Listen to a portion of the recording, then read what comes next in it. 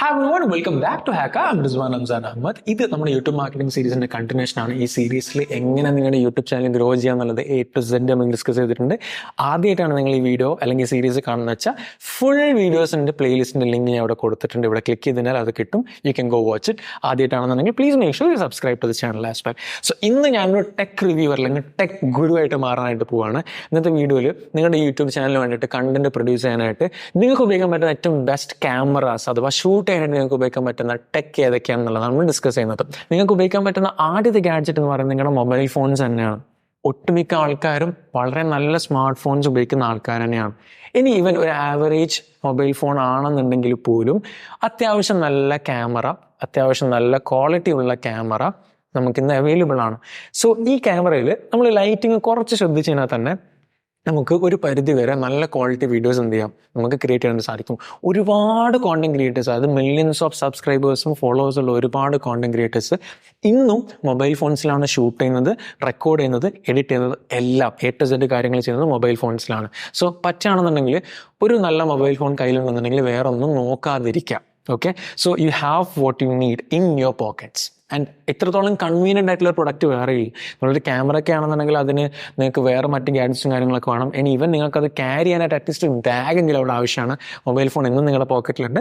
It is one of the best investments you will ever make or you have ever made. Number 2, ഒരു ക്യാമറയിൽ invest ചെയ്യാം. And ഏത് ക്യാമറയിൽ നിങ്ങൾക്ക് invest ചെയ്യണം ഡിപ്പെൻഡ്സ്. ഓക്കെ, ഇപ്പോൾ ലെറ്റ്സ് സേ നിങ്ങളൊരു വ്ളോഗിങ്ങോ കാര്യങ്ങളൊക്കെ ചെയ്യുന്ന ഒരാളാണെന്നുണ്ടെങ്കിൽ ഈ പോയിന്റ് ഷൂട്ട് അഥവാ മിറർലെസ് ആയിട്ടുള്ള നോർമൽ ക്യാമറാസ് നമുക്ക് അവൈലബിൾ ആണ്.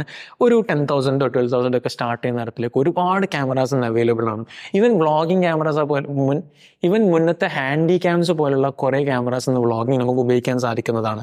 ഇനി ഇതെല്ലാം നിങ്ങൾക്ക് ലെറ്റ്സ് നിങ്ങൾക്ക് കുറച്ചും കൂടെ നെക്സ്റ്റ് ഹയർ എൻഡിലേക്ക് പോകുന്ന സമയത്തേക്കായിട്ട് നിങ്ങൾക്കൊരു പ്രോപ്പർ മിറർലെസ് ക്യാമറയും കാര്യങ്ങളൊക്കെ വേണം. ഫുൾ ഫ്രെയിം നല്ലൊരു മിറർലെസ് ക്യാമറ വേണം. You can think a lot of models like കാനന്റെ M50 ചിന്തിക്കാം, അതേപോലെ തന്നെ സോണിയുടെ FV ചിന്തിക്കാം, അതേപോലെ തന്നെ ഒരുപാട് എൻട്രി ലെവൽ ലെൻസ് ചേഞ്ച് ചെയ്യുന്നതും ചേഞ്ച് ചെയ്യാത്തതുമായിട്ടുള്ള ക്യാമറാസ് അവൈലബിൾ ആണ്.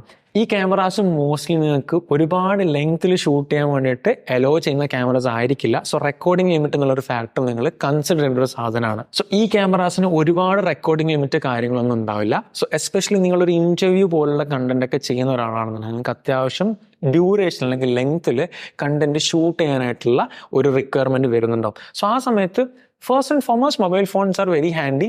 സ്റ്റോറേജ് ഉള്ളിടത്തോളം നമുക്ക് അവിടെ റെക്കോർഡ് ചെയ്യാം. സെക്കൻഡ് തിങ് ഇസ് നിങ്ങൾ ക്യാമറയിലേക്ക് വരുന്ന സമയത്ത് തന്നെ നിങ്ങൾക്ക് 30 മിനിറ്റ് ലിമിറ്റ് ഇല്ലാത്ത ക്യാമറാസിൽ ഇൻവെസ്റ്റ് ചെയ്യുന്നുണ്ട് എന്നുള്ളത് എൻഷുർ ചെയ്യാം. മിക്ക 30 മിനിറ്റ് റെക്കോർഡിംഗ് ഇല്ലാത്ത ക്യാമറാസും അത്യാവശ്യം എക്സ്പെൻസീവ് ആണ്. പക്ഷെ അതല്ലാത്ത എൻഡ് ലെവൽ ക്യാമറാസും ഒരുപാട് അവൈലബിൾ ആണ്. നമ്മൾ ഇപ്പോൾ ഉപയോഗിക്കുന്ന ഈ ഒരു ക്യാമറ എന്ന് പറയുന്നത് സോണീൻ്റെ ZV-10 എന്ന് പറയുന്ന മോഡലാണ്. ഈ ക്യാമറയുടെ പ്രത്യേകത എന്ന് വെച്ച് കഴിഞ്ഞാൽ സ്റ്റോറേജും ചാർജും ഉണ്ടോ, എത്ര ഡ്യൂറേഷനിലേക്ക് വേണമെന്നുണ്ടെങ്കിലും നമുക്കൊരു പരിധി വരെ റെക്കോർഡ് ചെയ്യാം എന്നുള്ളതാണ്. സോ ഇതേപോലെ നമ്മുടെ റിക്വയർമെന്റ് അനുസരിച്ച് എന്ത് ചെയ്യാം, നമുക്ക് ക്യാമറയിൽ ഇൻവെസ്റ്റ് ചെയ്യാം. സോ ഒരുപാട് ആൾക്കാർ നിങ്ങൾ കണ്ടിട്ടുണ്ടാവും സോണീൻ്റെ RS7, കാനന്റെ RC3, അതല്ലാത്ത ചിലപ്പം FX3 ഒക്കെ വെച്ചിട്ട് ഷൂട്ട് ചെയ്ത് നിങ്ങൾ കണ്ടിട്ടുണ്ടാവും. സോ ദ ബേസിസ് എന്താണോ അവരുടെ റിക്വയർമെന്റ് അനുസരിച്ച് അപ്ഗ്രേഡ് ചെയ്ത് കൊണ്ടുവരാം എന്നുള്ളതാണ്. Just because content creators shooting with a particular type of gadget നിങ്ങൾക്കത് വേണം എന്നുള്ളത് എന്തെങ്കിലും ആവശ്യമില്ല, റിക്വയർമെന്റ് ഇല്ല. സോ ഇതൊന്നും അല്ലാത്ത വേറൊരു വെരി ഇമ്പോർട്ടൻ്റ് ആയിട്ടുള്ള ഫാക്ടർ നിങ്ങൾ കൺസിഡർ എന്ന് വെച്ചാൽ ഏതൊരു ഗാഡ്ജറ്റ് ആണെന്നുണ്ടെങ്കിലും ആ ഗാഡ്ജറ്റ് ഉപയോഗിക്കാൻ പഠിക്കുക എന്നുള്ളതാണ്. നിങ്ങളൊരു ക്യാമറ, ഹൈ എൻഡ് ക്യാമറ വാങ്ങിച്ചു വെച്ചിട്ട് നിങ്ങളുടെ ക്വാളിറ്റി ഒരിക്കലും എൻഹാൻസ് ആവില്ല. നിങ്ങൾ ആ ക്യാമറ ഉപയോഗിക്കാൻ പഠിക്കണം. സോ ഓൾവേസ് നിങ്ങളൊരു ക്യാമറ വാങ്ങിക്കുന്ന സമയത്ത് ആദ്യമായിട്ടൊരു ക്യാമറ വാങ്ങിക്കുന്ന ഒരാളാണെന്നുണ്ടെങ്കിൽ എൻട്രി ലെവൽ ക്യാമറ ഉപയോഗിച്ച് കഴിഞ്ഞ ശേഷം മാത്രമാണ് ഒരു ഹയർ എൻഡ് ക്യാമറ വാങ്ങിക്കുന്നുള്ളത് എന്ത് ചെയ്യുക, എൻഷുർ ചെയ്യുക. കാരണം ഫീച്ചേഴ്സ് കൂടുന്നതനുസരിച്ച് കൺഫ്യൂഷൻസ് കൂടും.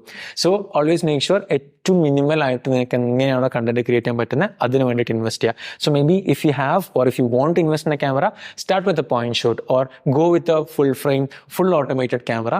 എന്നിട്ട് പിന്നെ അവിടുന്ന് just upgrade your gadgets and kits. So I hope this video was helpful. If yes, comment down below.